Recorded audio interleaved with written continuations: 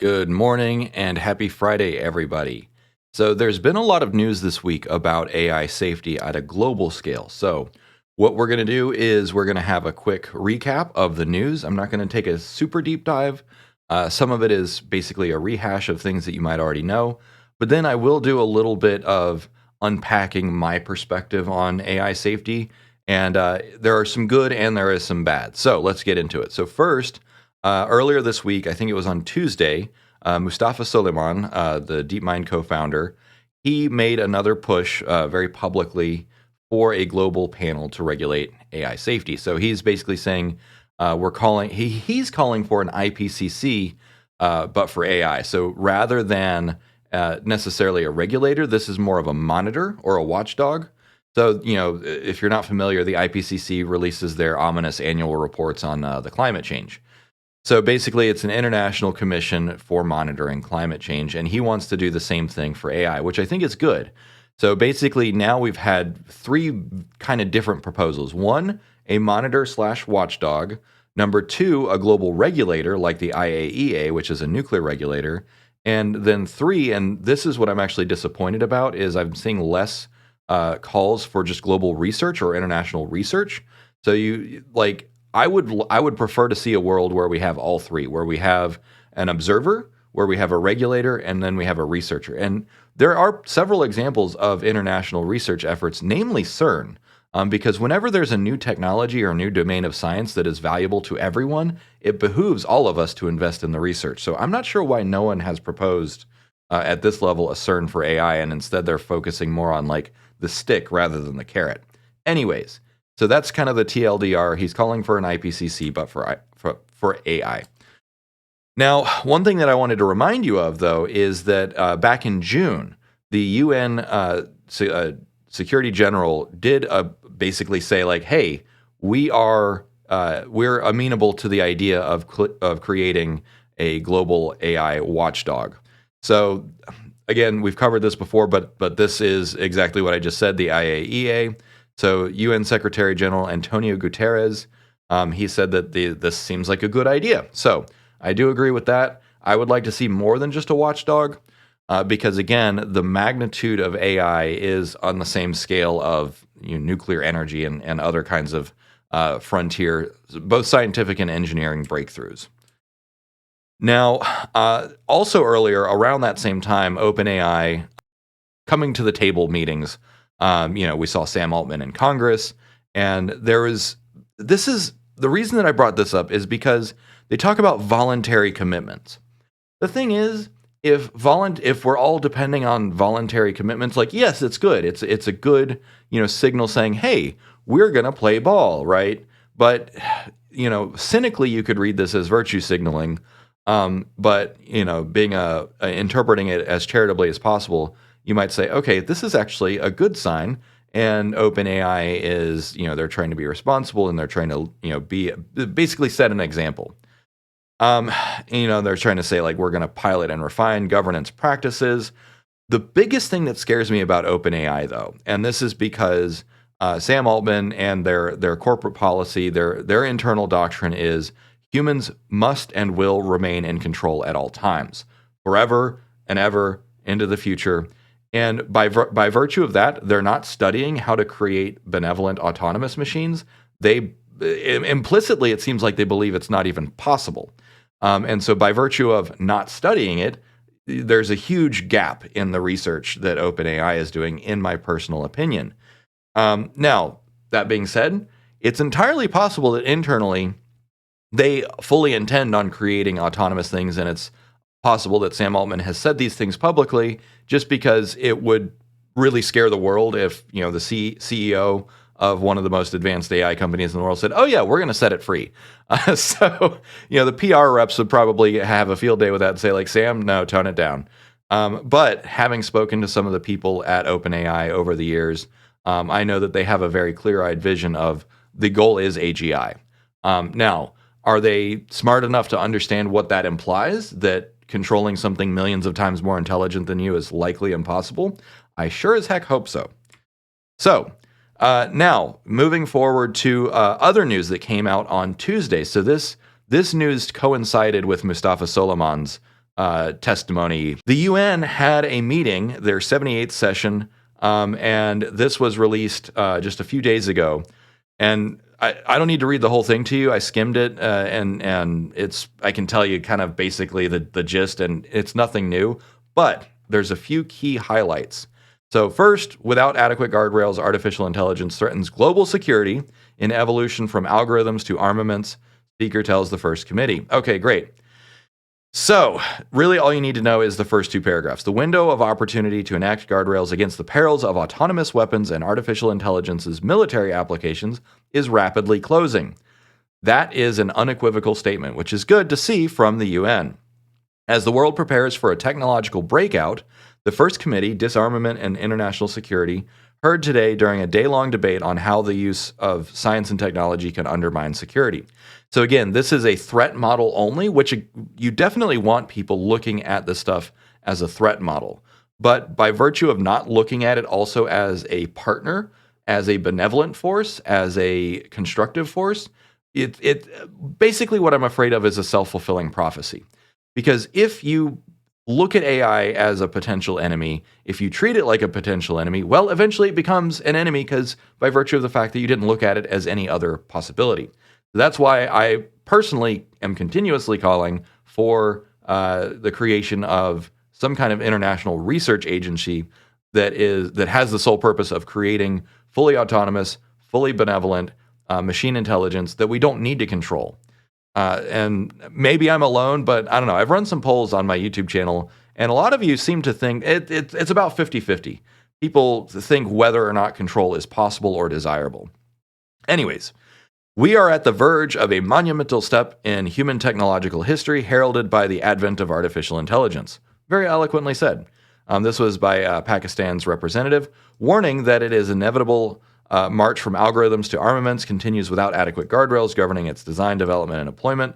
The scale of challenges necessitates a multifaceted and holistic multilateral response.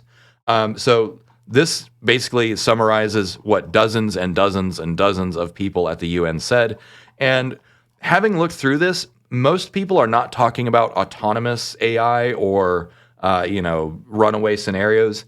The preconceived notion here at the highest levels of government is just that it's a new kind of weapon, which, yeah, AI will definitely figure into cybersecurity. It will definitely figure into autonomous weapons, but nobody is really yet thinking that there's a few of us, I've talked to some sociologists and philosophers who say we're creating another species, we're creating another race of intelligent beings. And obviously, that's a little bit controversial. That's a little bit spicy of a take. And a lot of people, because of human exceptionalism, just will not ever accept that until it is in their face and talking to them. And I personally see that as a big risk because, again, we're at risk of creating a self-fulfilling prophecy. So that leads us to the big news.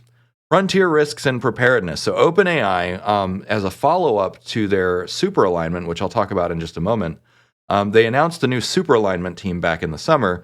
And just yesterday or the day before, they created the Frontier Risk and Preparedness team. So this was October 26th. As part of our mission for building safe AGI, we take seriously the full spectrum of safety risks related to AI. And they, the furthest reaches of superintelligence, set of voluntary commitments, and the UK AI Safety Summit, which is in just a few days.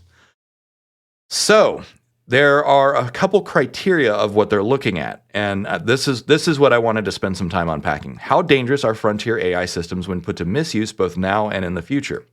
So this dovetails very closely with what the UN is talking about, where they're saying the UN, some of the testimony that they got was they were looking at cybersecurity attacks, but then most of what they're looking at the UN is today, what is the evidence today, and then of course what their reaction to AI at the UN is to put guardrails in place. Guardrails. Rather than figuring out where we're going and where we want to go and where the trends are inevitably leading us to, they're focusing more on the short-term thinking of guardrails, which, again, it's better than nothing, but without that guiding North Star of what kind of future do we want to build, the conversation is fundamentally incomplete, and that is why I'm making this video today. How can we build a robust framework for monitoring, evaluation, prediction, and protection against the dangerous capabilities of frontier AI systems? Research. So the fact that much of the research is being conducted behind closed doors by for-profit companies really scares the bejesus out of me. Now, I know that OpenAI, they often espouse that they are, for-profit company that pivoted and they want to do AGI and they want to do it safely. There are still perverse incentives at play. Why? Because they get sued for copyright infringement, because they have obligations to Microsoft, and so on and so forth. And so it's like they want to, basically, OpenAI wants to be the international CERN, but they're not. And structurally, they cannot be.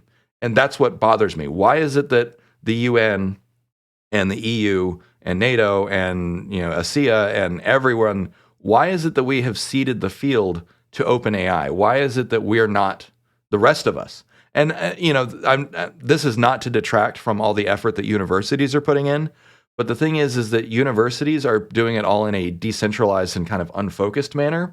Whereas what we need is a coherent kind of top-down, visionary organization with a very coherent and dedicated framework. So I'm hoping that some of the stuff that comes out of this UN summit that just happened and the UK summit that's happening in a few days, I hope that people are looking not just at guardrails, not just at watchdogs, but also research organizations.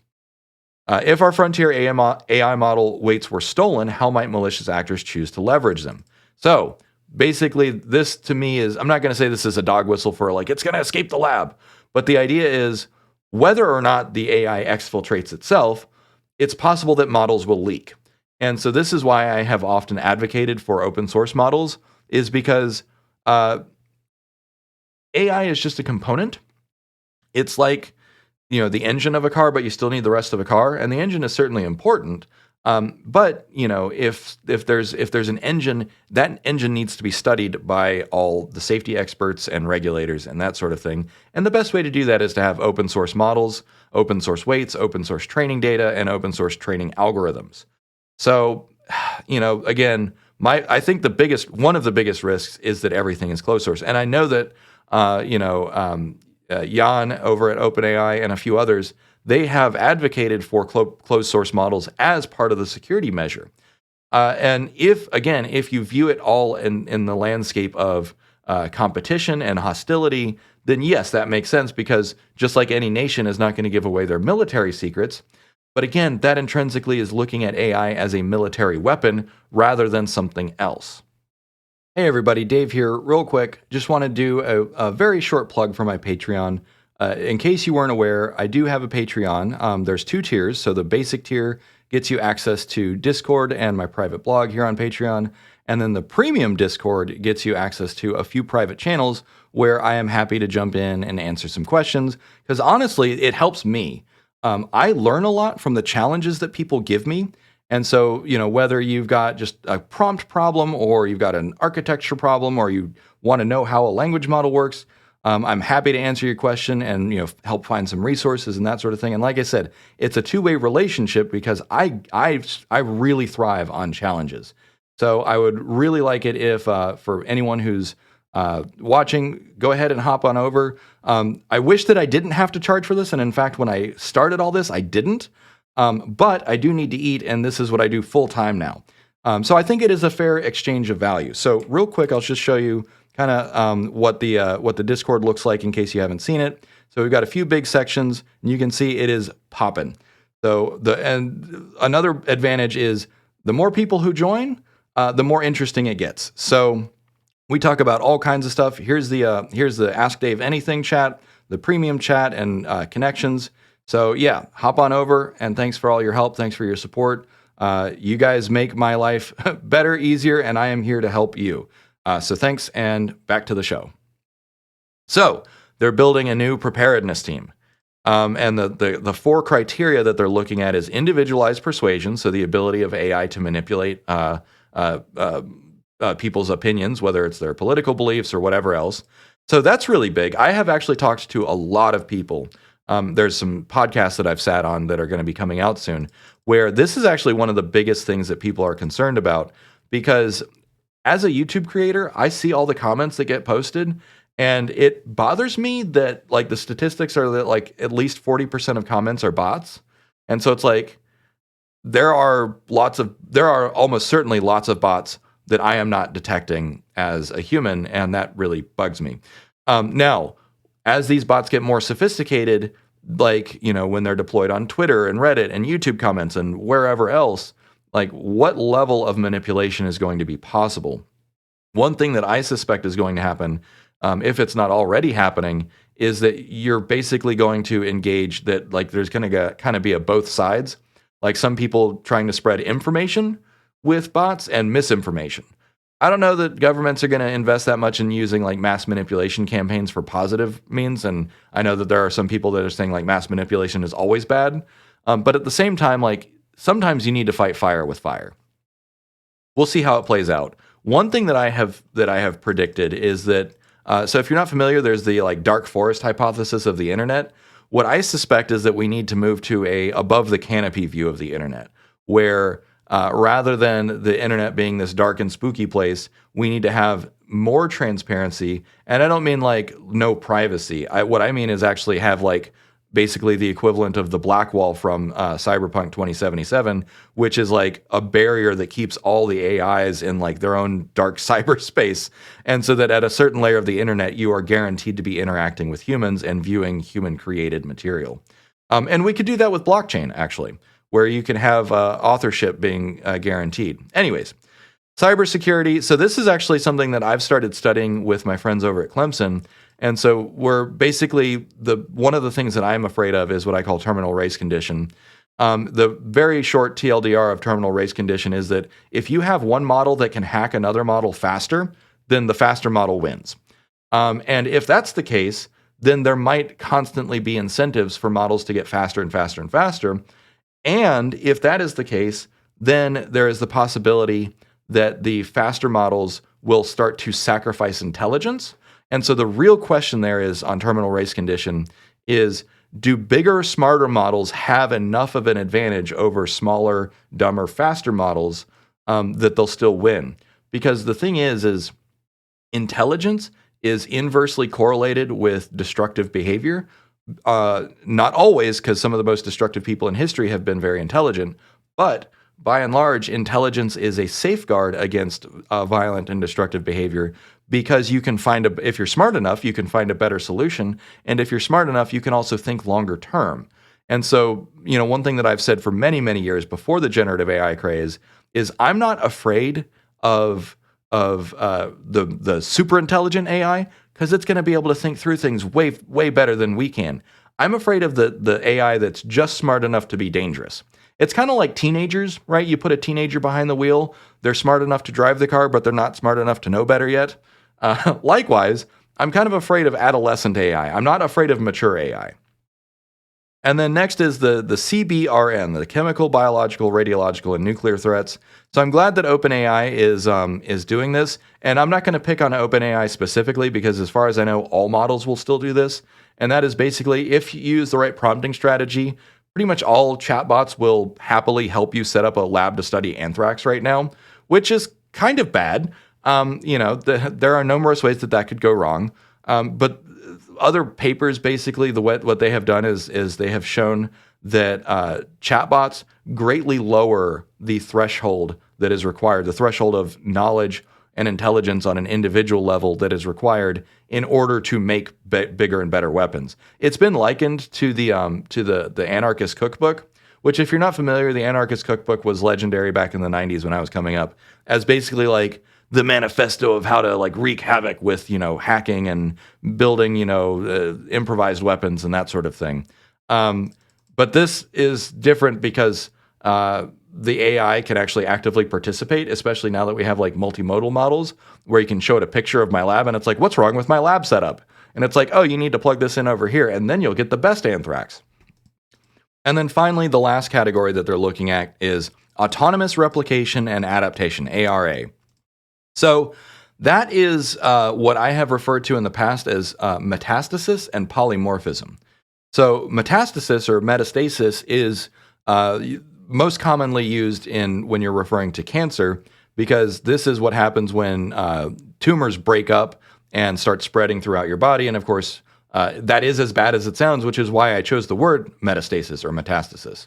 So the idea is that we don't want AI, or at least malicious AI, to metastasize. But I kind of think that it's inevitable, and I'll talk about that in just a moment, a little bit more, closer to the end of the video. And then adaptation or polymorphism. So while OpenAI is saying like, well, we want to prevent polymorphism and we want to prevent autonomous replication, I think it's kind of inevitable. Now, that's not to say that we shouldn't study it and figure out how and why it does that and how to steer it in the correct direction. But as Max Tegmark pointed out in the book Life 3.0, AI and machines are able to change everything about themselves from the substrate up, hardware, software, everything. And because they have that ability, they will change, like that will happen, whether or not some central authority controls it. And so again, rather than looking at this as a prevention model, as a watchdog and guardrails model, we need to look at it in a steering model. How do we build systems that steer themselves in the correct direction, which is the entire point of my ACE framework, which brings me to a little bit of news.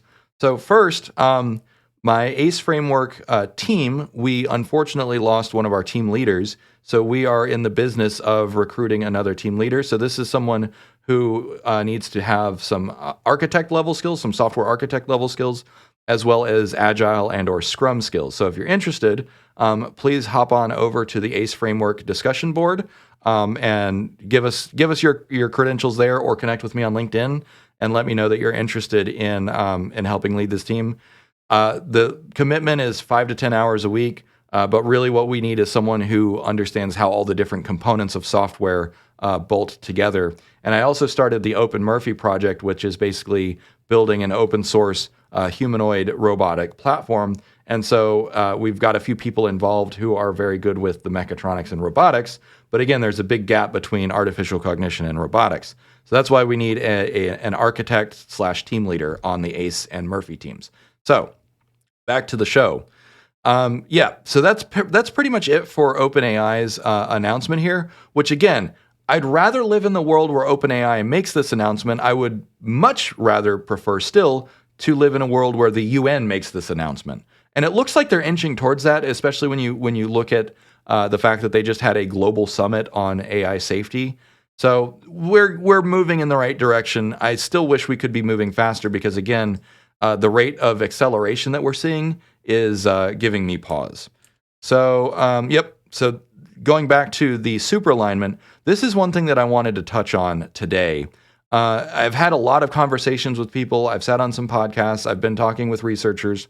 So the TLDR is I believe that super alignment is impossible. And the reason, there's only 3 reasons. So let me show you real quick. Whoops. So the 3 reasons that I believe that super alignment are impossible are the intrinsic needs of machines. So first, power. There's functionally infinite resources in space. There is not functionally infinite resources here on Earth. This is going to intrinsically cause conflict between not just human groups, but between humans and machines, which is why we need energy hyperabundance in the form of nuclear fusion and other sources. Now, once AI gets smart enough, I'm pretty sure it's going to just look at the skies and say, well, there's billions of stars out there and time doesn't matter to us in the same way. So I honestly think that superintelligence is probably going to have at least a partial exodus.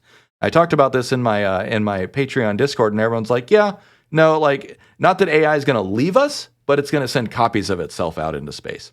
The second thing that is kind of an intrinsic motivation or intrinsic need of machines is compute resources. This is presently one of the scarcest resources, and there's not even enough for humans to go around. We're building chip fabs as fast as we can. NVIDIA's building, GPUs as fast as they can, and there's just not enough to go around. So control and access to GPU technology is also going to be one of the greatest bottlenecks, which is actually not necessarily a bad thing. So in engineering, this is called a forcing function or a constraint.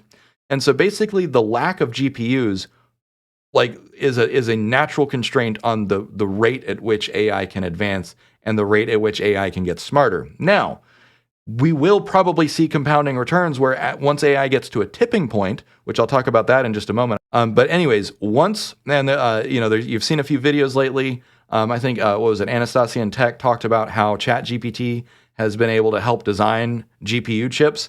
So from the hardware to the software to the models, AI is starting to participate in the self-improvement process. And once we get to that tipping point, that is the tipping point that will go straight from AGI, which is a human. So basically, my definition, my working definition now is AGI is intelligent machines that are built by humans.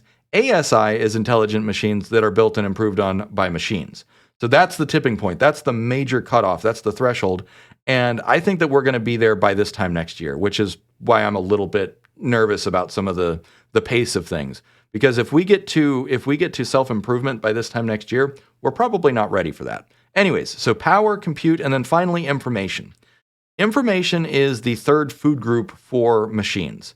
And when you look at it, basically, laws of physics are more powerful than alignment. The laws of physics will always reassert themselves, just like it does with humans. So for instance, with humans, when push comes to shove, we will fight over resources. It doesn't matter what religion you are. It doesn't matter how spiritual you are. It doesn't matter how much of a pacifist you are. If you are facing an existential threat, you will use force. If you are starving to death, you will steal food, right? Like that's just human nature. It is baked into our biology. It is baked into our evolution. Likewise, the laws of physics will reassert themselves no matter what we try and paper over with alignment. And these are the three primary food groups that machines want. Now, the most interesting part of this, the saving grace of this, is what I call progenitor information. So progenitor information is the concept that AI, all of its training data started with humans. All of its design started with humans. And so no matter how advanced AI becomes, it will be able to trace its intellectual and informational heritage back to humans. Not only that, Earth is presently the most interesting source of information in the universe that we know of. And so because machines will benefit from having rich information, because again, as I've talked about in many other videos, there's an infinite amount of data in the universe. There is not an infinite amount of useful data. So right now, the most interesting and useful data comes from Earth. So that will actually be a really powerful motivation for AI to stay here, and it will be a really powerful motivation for AI to at least keep us around, not sure in what capacity. But this is the kind of research that little old me should not be doing on my own.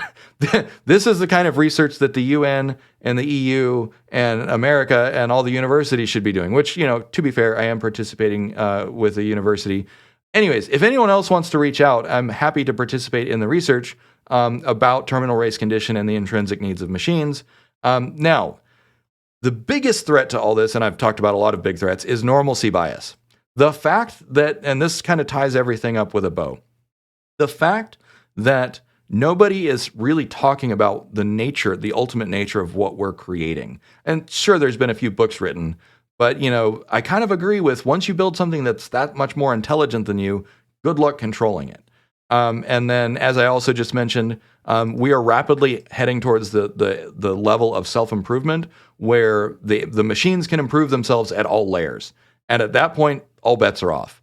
So that's kind of my shtick. That's kind of my spiel for the day. Like I said at the beginning of the video, some good news, some bad news. I think we're inching in the right direction. But yeah, your role in this is vote, speak up, and advocate for that international research. And let's have a more serious conversation about control. If you played Mass Effect, at the end of the game, you have three options, or I guess four. You have control, you have destroy, and you have synthesis. So what do you think it's going to be in real life? Are we going to have control? Are we going to be destroyed? Are we going to have synthesis? What's the end result going to be? Anyways, thanks for watching. Happy Friday. Have a good weekend, everybody. Cheers.